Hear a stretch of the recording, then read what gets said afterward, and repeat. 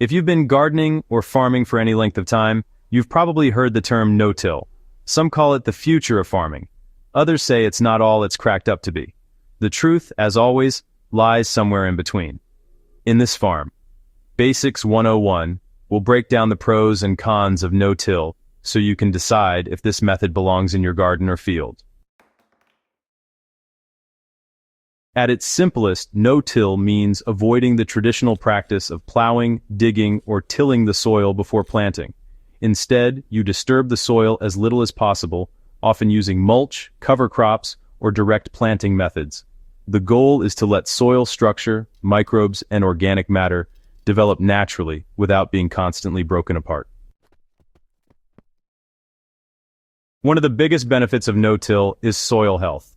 Tillage may make a bed look fluffy in the short term, but it destroys fungal networks and microbial life that support your plants. By avoiding tilling, you keep those living systems intact, and that means stronger, more resilient soil over time. No-till also helps with moisture retention. Soil left undisturbed holds water better because organic matter builds up at the surface. In hot summers or drought conditions, this difference can be dramatic. No-till soil stays cooler, moister, and better able to support crops. Another major pro is erosion control. Tilled fields are vulnerable to wind and rain washing away valuable topsoil. No-till practices keep roots and organic matter in place, protecting your soil from loss. Over years, this adds up to thicker, healthier topsoil instead of depleted ground. Let's not forget reduced labor. Tilling is hard, time-consuming work. Once a no-till system is established, it often requires less effort to maintain. Mulching, cover cropping, and planting directly into last season's residue can be simpler than breaking your back behind a tiller. Finally, no-till promotes long-term fertility. By encouraging worms, fungi, and microbes to thrive, the soil slowly becomes self-feeding. You'll notice fewer weeds, stronger crops, and a natural balance that reduces your reliance on fertilizers and herbicides. Of course, no system is perfect. The first challenge with no-till is the transition period. If your soil has been tilled for years, it won't magically fix itself overnight. It can take 2 to 3 seasons before you see the full benefits of a no-till approach. During that time, yields may dip, and weeds may surge. Speaking of weeds, yes, weed control can be more difficult in a no-till system, especially early on.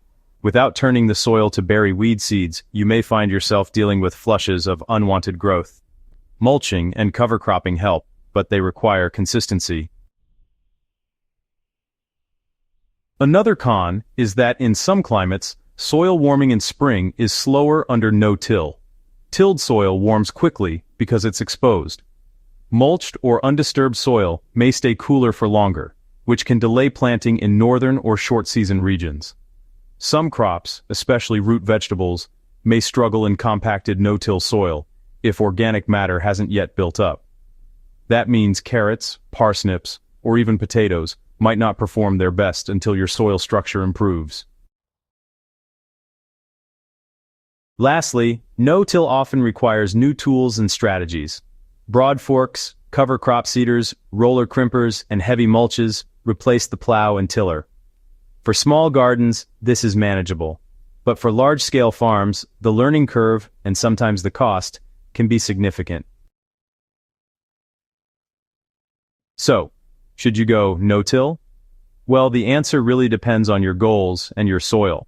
For gardeners who want long-term fertility, healthier soil, and less reliance on chemicals, no-till is honestly a pretty powerful option.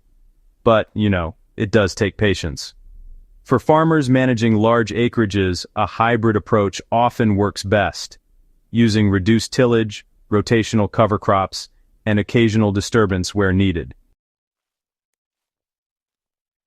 The key is to see no-till not as a quick fix, but as a long-term soil-building philosophy.